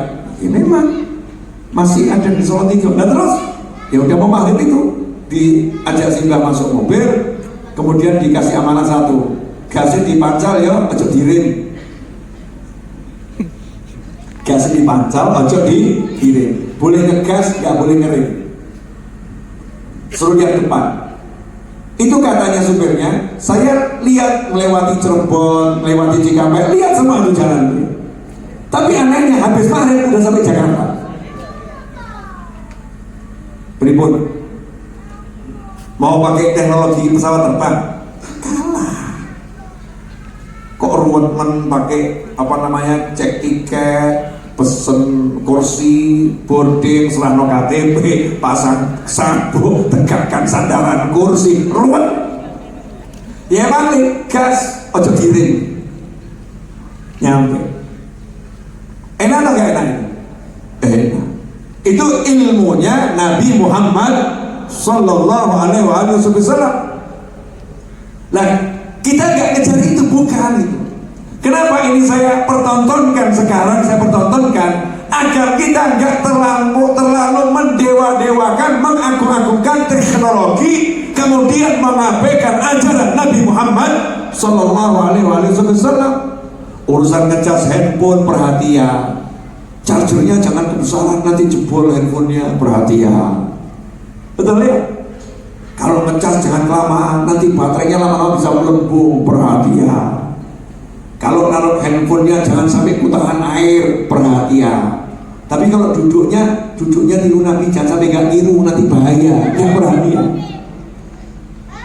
Makannya tiru Nabi, kalau gak tiru bahaya, ya perhatian. Ya, yang terkait sama Nabi gak diperhatikan, yang terkait sama dunia model begini, perhatiannya luar biasa. Akibatnya banyak sekali orang yang hidupnya berantakan, bingung cara dandannya bagaimana. Yang pripun ya, Habib pripun Habib. Akhirnya sama kiainya diajari, sama Habibnya diajari. Ya udah, sekarang kamu perbanyak sholawat, buat dandani. 2 orang, yang satu dikasih sholawat, yang satu dikasih sholawat. Alhamdulillah, 1 bulan kemudian kedua-duanya ngadep Pak Yai, ngadep Habibnya, ngadep Ustadznya, ngadep Syekhnya. Guru, saya mau protes. Loh, kenapa protes? Semenjak saya amalkan sholawatnya guru, hidup saya semakin berantakan. Tadinya ekonomi saya cuma seret, kalau sekarang mampet. Tadinya saya punya pekerjaan, sekarang saya pengangguran. Tadinya hidup saya itu punya rumah kontrakan, sekarang kontrak pun saya gak mampu. Sejak saya amalkan sholawatnya Yai, Guru, Ustadz, Habib. Kayaknya cuma diem aja, no comment. Gak lama datang 1 orang lagi yang sama, yang datang baru itu. Yai, Guru, Alhamdulillah. Kenapa Alhamdulillah? Sejak ngamalkan sholawat saya dipecat dari perusahaan. Sejak ngamalkan sholawat rezeki saya mampet Yai. Sejak ngamalkan sholawat saya itu gak bisa ngontrak rumah Yai. Yainya nanya, nah kok Alhamdulillah? Iya Yai, Alhamdulillah toh saya udah jadi ahli sholawat. Coba bayangkan kalau saya gak jadi sholawat, ternyata saya udah gak punya pekerjaan, rezeki mampet, dipecat, ternyata gak sholawat juga, kan lebih ngeri Yai. Pertanyaan saya, jenengan termasuk yang mana?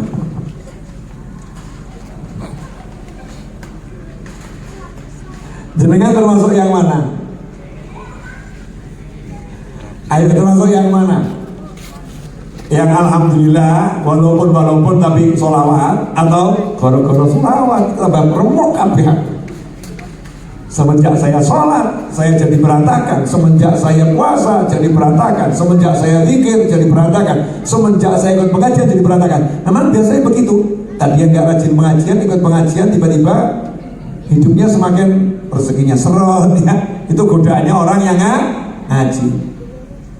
Kiainya akhirnya namanya juga kiai, alim. Kalau nggak alim kan nggak jadi kiai. Ngasih penjelasan kepada keduanya, tapi ditekankan kepada yang pertama. Ini saya belum ceramah, belum. Nanti ceramahnya nanti bab sholawat. Ini baru 1 jam 10 menit kurang berapa detik.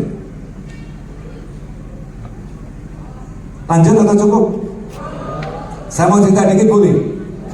Malam Jumat saya nyetir dari Solo sampai Jatibarang, kemudian ceramah di tempatnya Syekh Soleh di sana.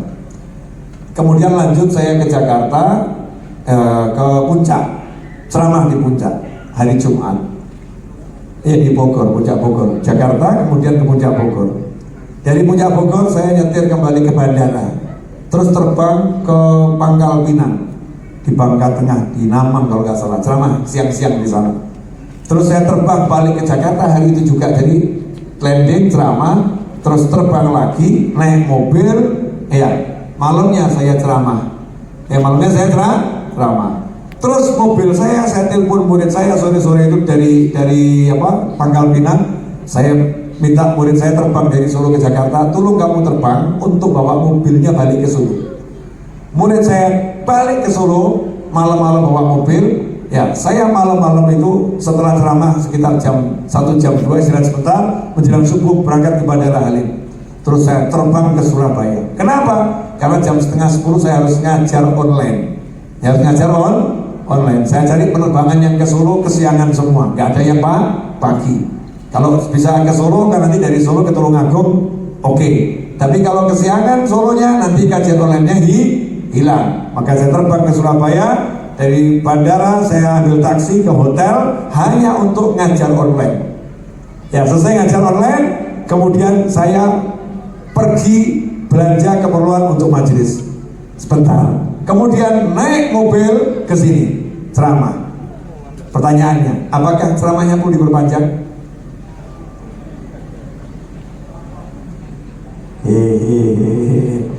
Ini sebelum dilanjutkan kan kita kasih alasan dulu ya. Katanya ibu-ibu tuh perasaannya lembut, jadi penuh perasaan, mesti gak tegonan. Gimana Bu? Ditambah banyak atau tambah sedikit? Kalau bapak-bapak mah gak punya perasaan, Bu memang dari dulu begitu. Punyanya logika, perasaannya itu dikendalikan sama akal. Ya. Butuhnya ilmu ya banyak, ya butuhnya ilmu. Kalau ibu-ibu biasanya selalu pakai perasaan. Boleh lanjut Bu? Mau tahu jawaban kiai tadi? Mau? Namanya juga kiai kan alim. Berikutnya, saya mau nanya sama kalian berdua. Kalau saya ini di Tulungagung ada satu wilayah yang saya suka, saya mau bangun rumah di situ.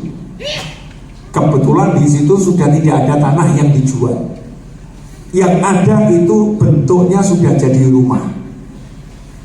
Ada yang mau saya beli rumah seluas 1000 meter persegi. Rumah seluas 1000 meter persegi. Tapi rumahnya itu saya nggak cocok. Bangunannya saya nggak cocok. Kenapa? Nggak sesuai dengan desain saya. Saya pengennya sesuai desain saya. Adanya rumah model begitu. Gimana caranya agar rumah itu jadi sesuai model saya? Apa jawaban? Jawab, robohkan ya. Karena kalau cuma renovasi nanti resiko yai pondasinya mungkin nggak cocok, mungkin temboknya juga nggak sekuat yang yai mau. Nanti juga kalau bongkar pasang bentuknya juga nggak bagus. Hemat biaya yai, resikonya lebih kecil yai. Robohkan saja, ratakan dengan tanah. Kemudian yai bangun ulang dari awal. Itu lebih cepat, lebih efektif, lebih efisien, biayanya juga lebih murah dibanding yai tambal sulam. Oh gitu? Iya. Nah, itulah kenapa saya beri kalian berdua sholawat, agar kehidupan kalian dirobohkan sama Allah Ta'ala. Biar Allah bisa bangun dengan bagus, sehingga kalian punya kehidupan yang jauh lebih bagus. Buat jelas? Jelas? Jadi kalau setelah baca sholawat, kok hidupnya tambah gak enak, sholawatnya dihentikan atau dilanjutkan? Kalau setelah sholatnya rajin, hidupnya tambah gak enak, sholatnya dihentikan atau dilanjutkan? Nah, setelah baca istighfar, kok hidupnya tambah ruwet, istighfarnya dihentikan atau dilanjutkan? Kenapa? Lagi dirobohkan karena bangunan kita tidak beres, mau diganti dengan bangunan yang luar biasa. Jelas semuanya? Jelas. Sekarang saatnya saya ceramah. Tadi kan mukadimah. Ngobrol, ya bukan jauh-jauh perjalanannya, mumpung Tulungagung ya. Besok balik nanti atau besok, karena udah lewat jam 12 namanya besok ya. Saya langsung dari sini kembali ke Solo. Jangan tawarin saya makan malam, jangan tawarin saya makan macam-macam. Alhamdulillah saya terima semua tawarannya, jazakumullah khairan. Tapi cukup satu gelas ini sudah cukup buat saya, karena saya supir kalau kebanyakan malam makan nanti ngantuk, dan teman-teman yang saya bawa yang saya niatkan jadi cadangan supir kelihatannya lebih ngantuk dari saya.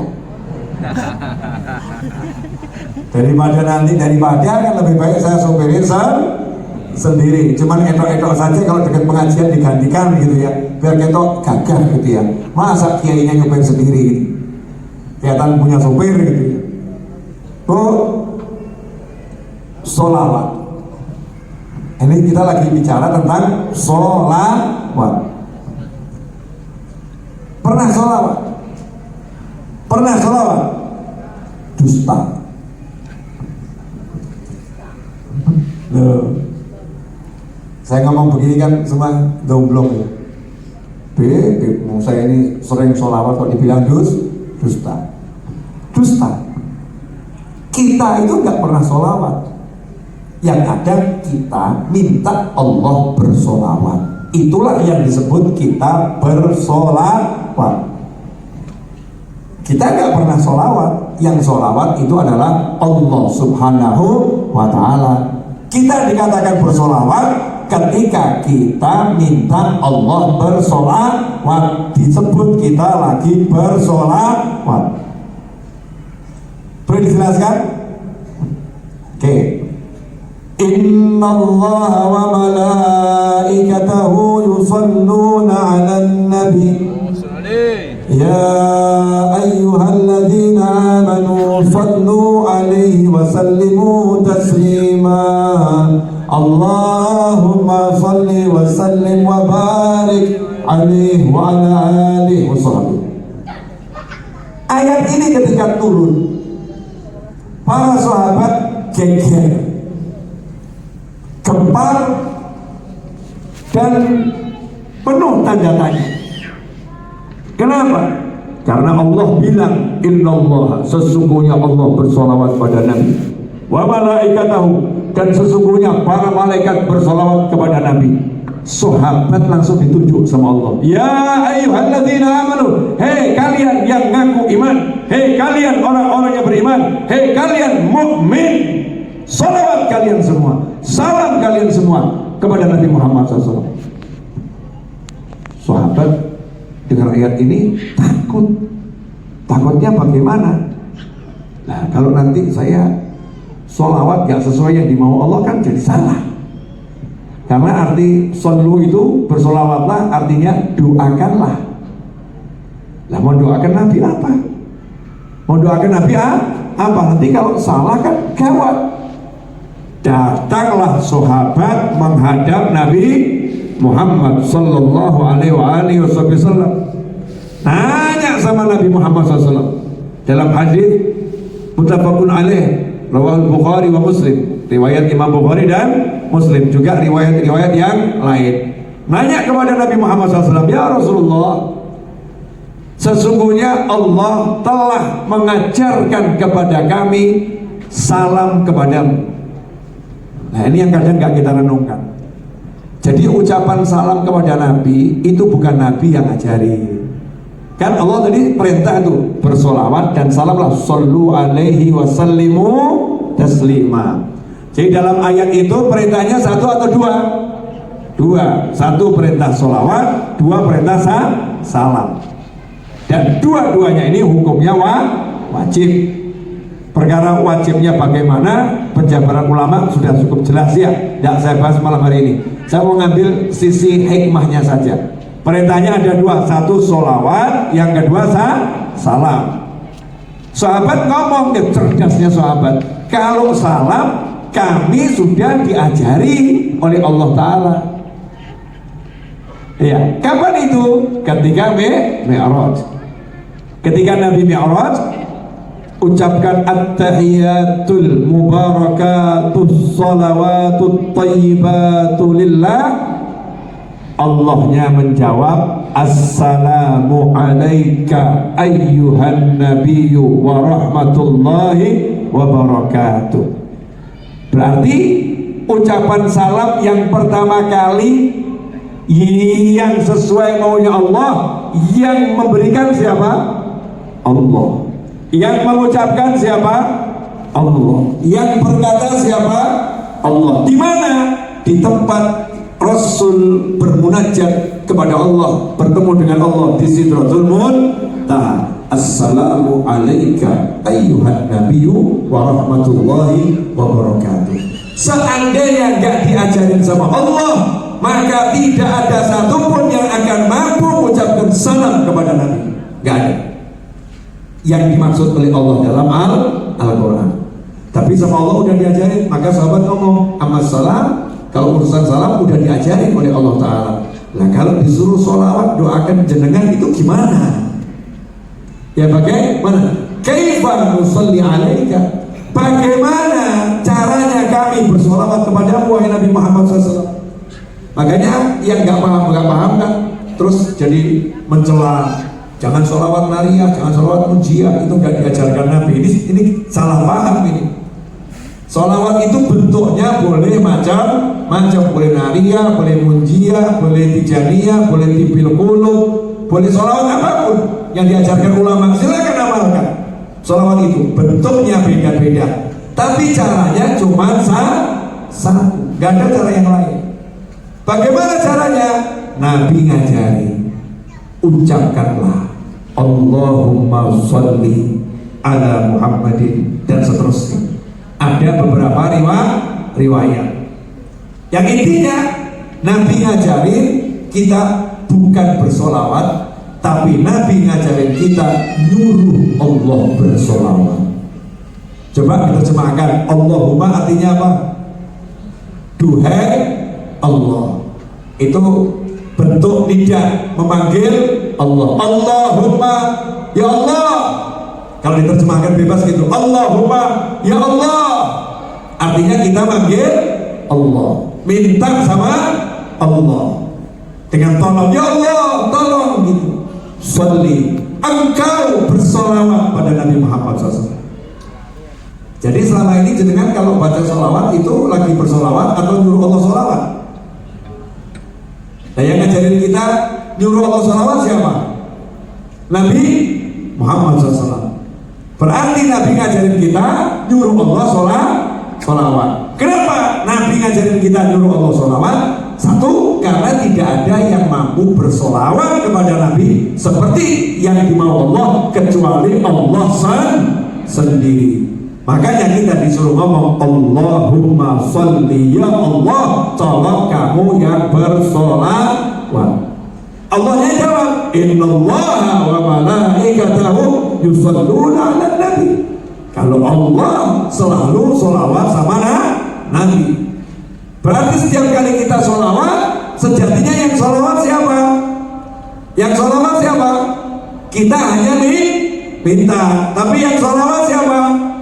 Karena itulah para ulama, baik dari para habaib maupun para kiai, mengeluarkan fatwa tidak ada sholawat yang ditolak, meskipun yang baca sholawat orangnya riya, meskipun yang baca sholawat orangnya ujub.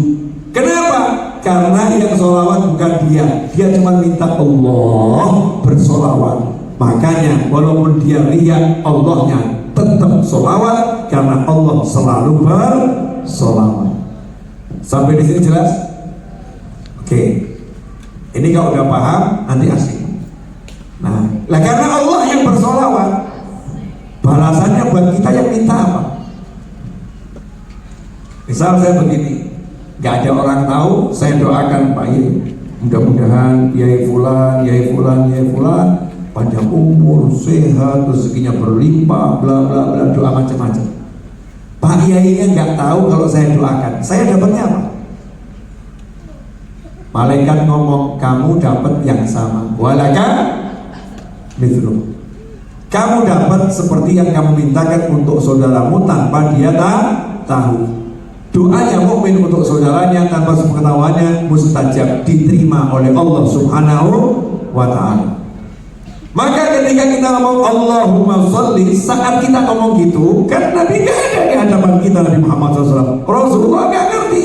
Malaikat yang bertugas khusus ngomong, kamu juga dapat yang sama. Dapat yang sama apa?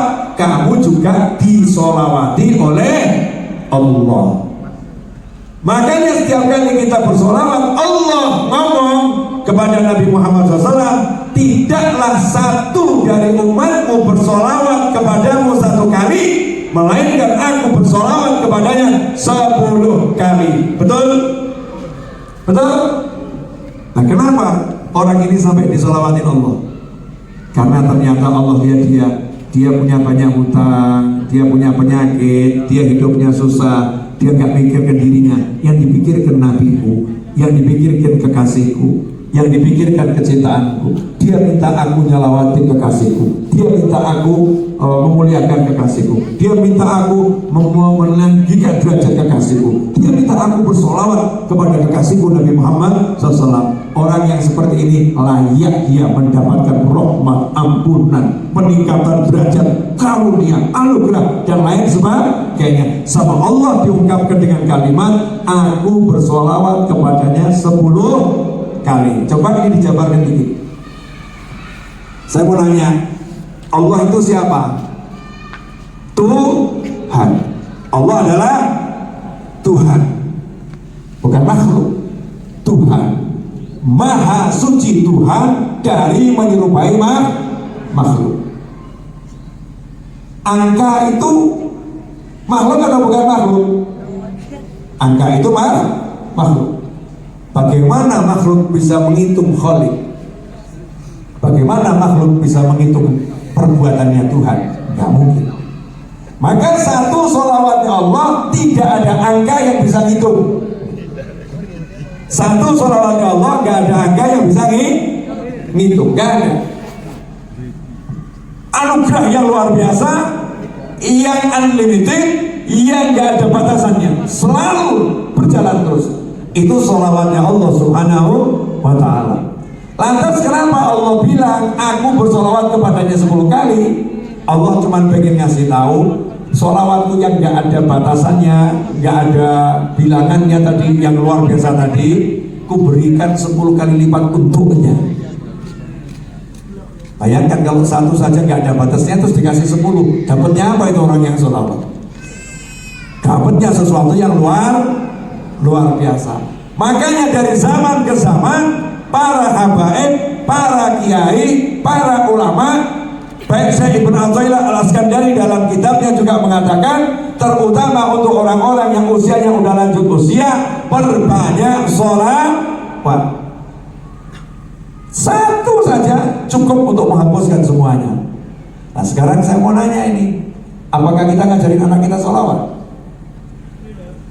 Kalau pagi itu cepat berangkat sekolah, nanti terlambat, cepat sarapan, nanti sakit perut, cepat. Ada enggak yang ngajari anaknya kalau pagi? Nah, sholawat 10 kali dulu. Pagi sholawat 10 kali. Sore, mandi, ayo mandi sore, ayo mandi sore. Ayo bersihkan badannya sore. Ada enggak yang ngomong sama anaknya? Nah, sore baca sholawat 10 kali. Kenapa? Kalau kamu rajin sholawat pagi 10 kali, sore 10 kali, kamu dijamin dapat syafaatnya Nabi Muhammad SAW. Dapat syafaatnya Nabi artinya dibela oleh Nabi. Kan cuma 10. Jangan kamu remehkan 10. 10 yang kamu lakukan itu gak bisa dihitung dengan bilangan pahalanya dari Allah Subhanahu wa ta'ala. Tapi istiqomah 10. Pertanyaan saya, semua yang saya sampaikan tadi sebetulnya diamalkan mudah atau susah? Mudah atau susah? Mudah ya? Siap gak ngamalin? Insya Allah ya, siap diamalkan ya.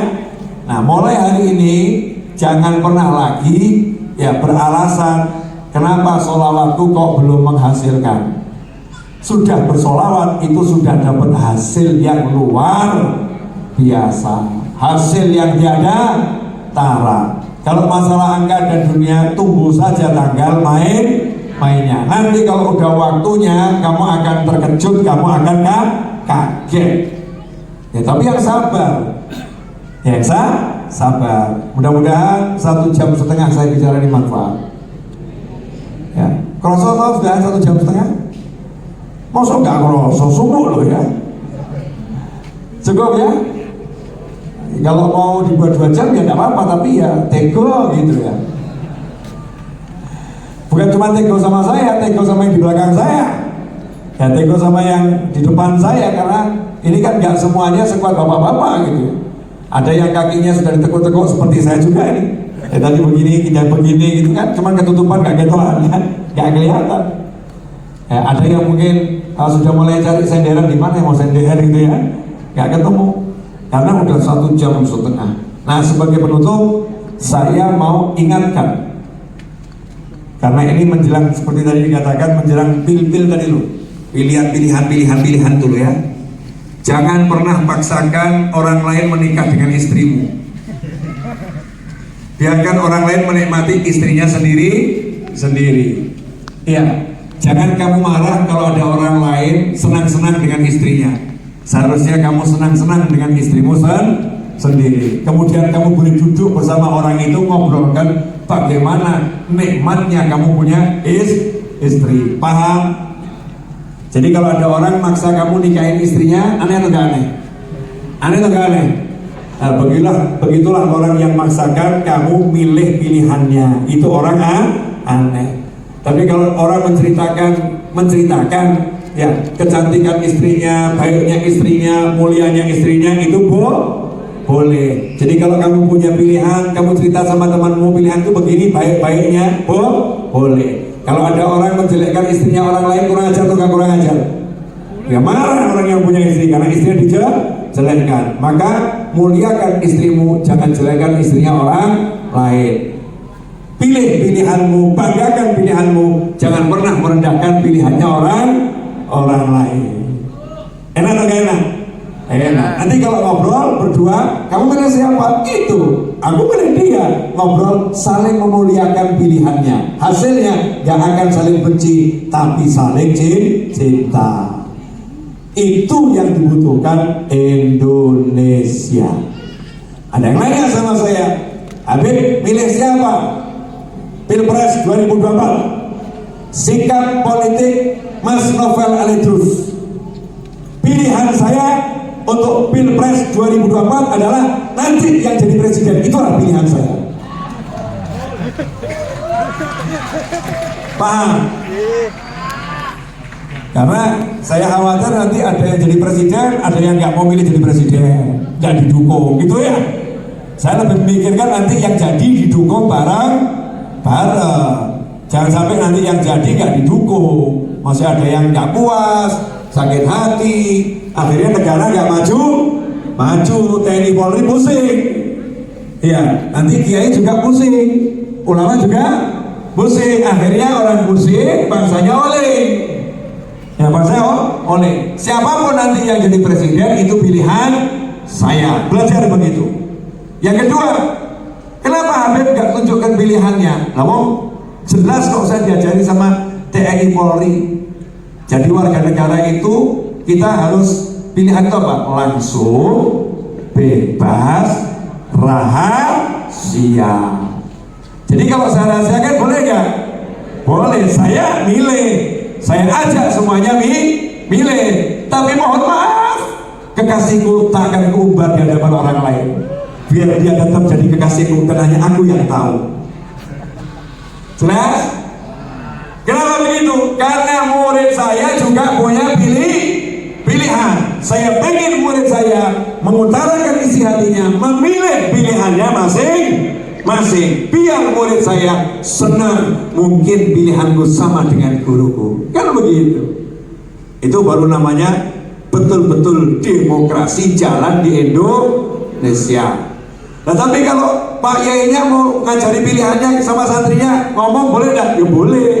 Orang tua ngajari anaknya ya boleh-boleh saja, agak jadi masalah. Kamu jangan pernah mempermasalahkan. Cuman kalau saya sukanya begini. Terus alasan lainnya apa, Bib? Kok nggak nunjukkan pilihannya? Sederhana. Tiwas tak tunjukkan, saya pamerkan kemana-mana, kalah. Kan nggak sakti saya.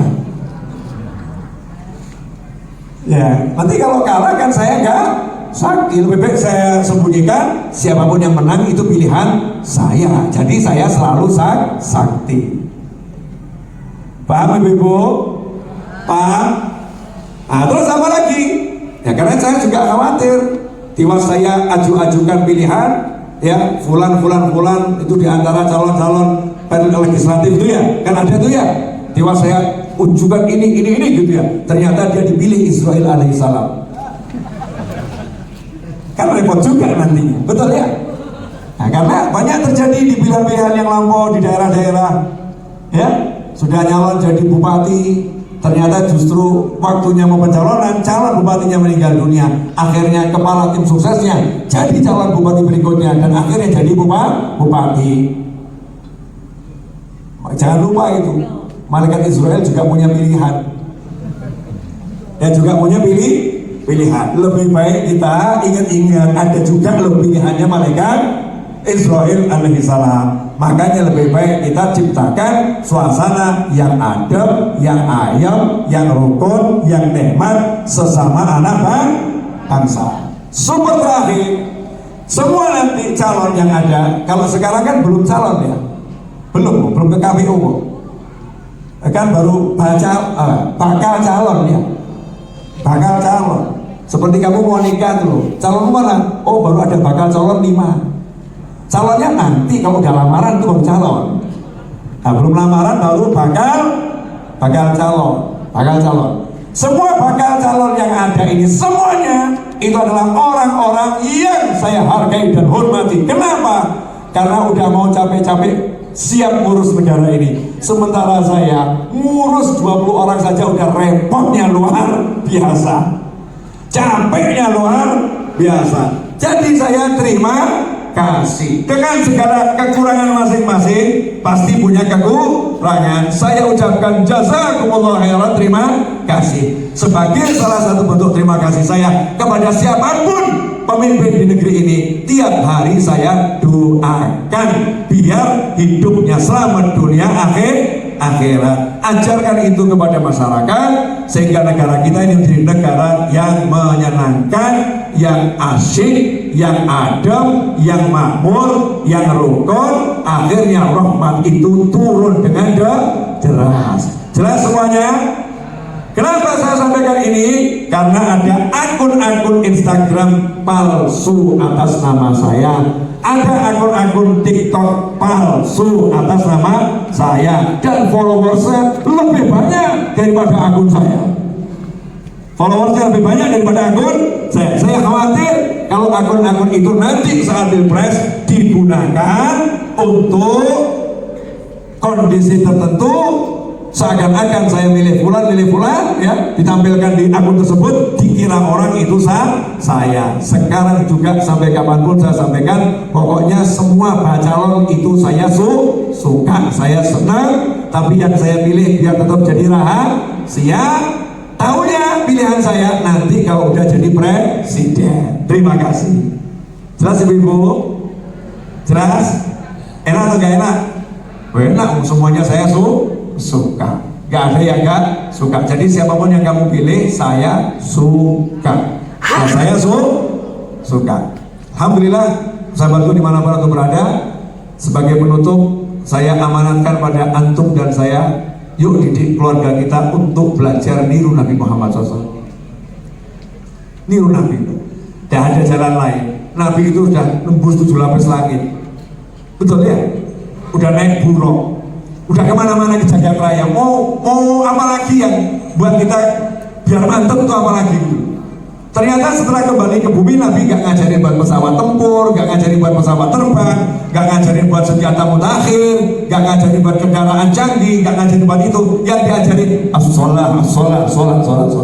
Yang diajarin sholat. Yang diajarin silaturahim. Yang diajarin berbakti pada kedua orang tua. Yang diajarin berbanyak zikir, yang diajarin banyak istighfar, yang diajarin banyak sholawat. Amalkan itu sudah, pasti hidupnya enak dunia akhirat. Contohnya sudah terlalu banyak.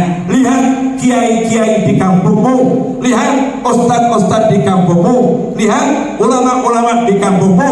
Walaupun mungkin tidak kaya, tapi hidupnya lebih nikmat daripada orang kaya. Super terakhir, kalau mau rampung,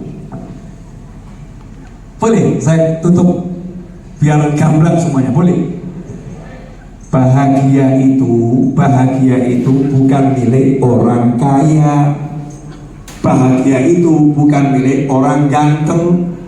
Kalau bahagia itu milik orang ganteng, mungkin saya salah satu di antaranya. Betul kan ya? Bahagia itu bukan milik orang yang cantik. Bahagia itu bukan milik orang yang punya jabatan tinggi. Bahagia itu bukan milik orang yang punya tubuh yang gagah, tubuh yang sehat. Kalau bahagia itu miliknya orang tampan, maka Allah tidak adil. Nanti yang nggak tampan nggak akan bahagia. Kalau bahagia itu miliknya orang kaya, nanti dibilang Allah nggak adil, karena orang yang miskin nggak akan bahagia. Kalau bahagia itu miliknya pejabat, maka nanti dibilang Allah nggak adil, karena nggak punya jabatan nggak akan bahagia. Kalau bahagia itu miliknya orang cantik, maka ibu-ibu yang nggak cantik siap tidak bahagia nanti, maka Allah nggak adil.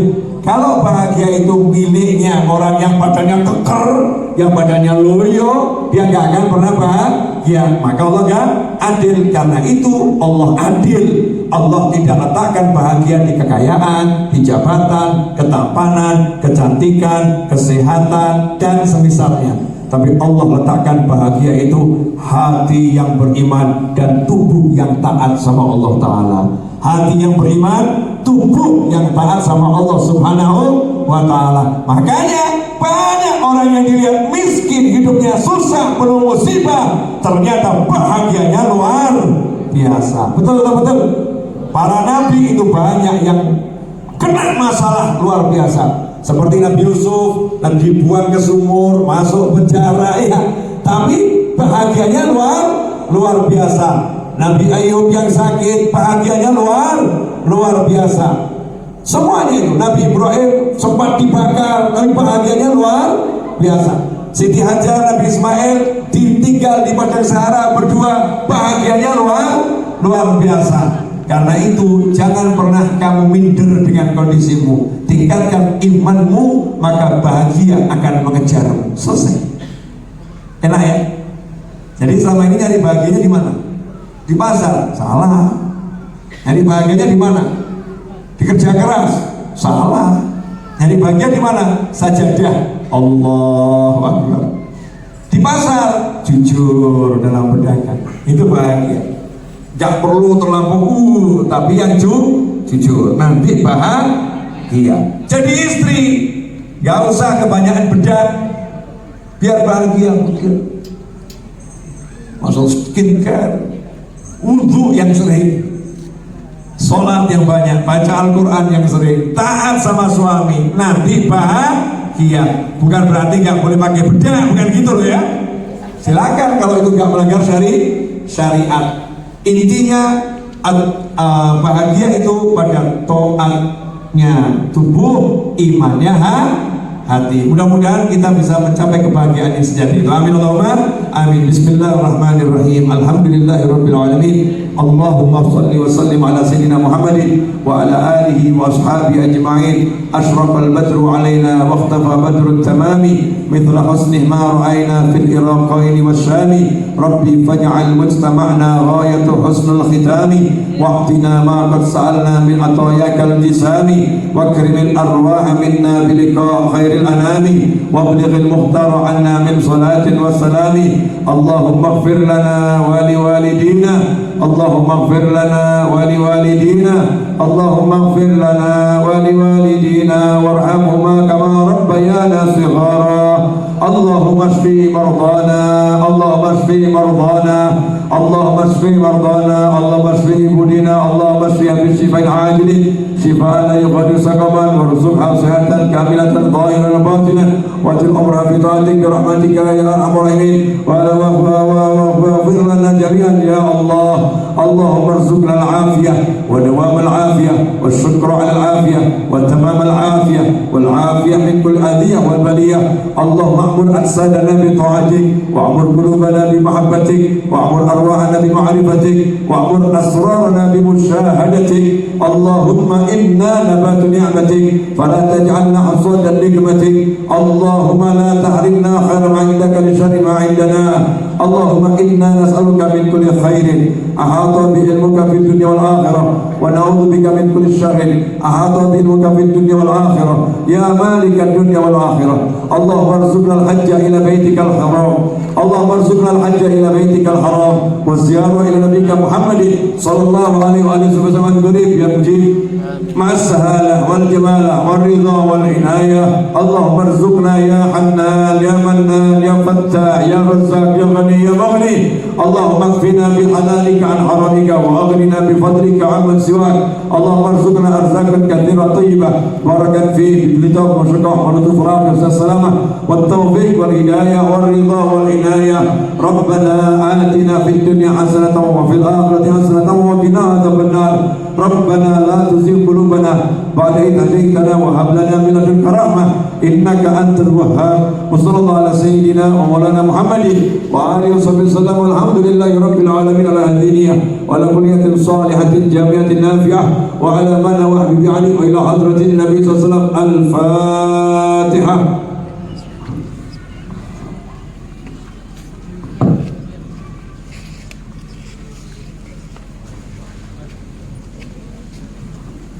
Wassalamualaikum warahmatullahi wabarakatuh.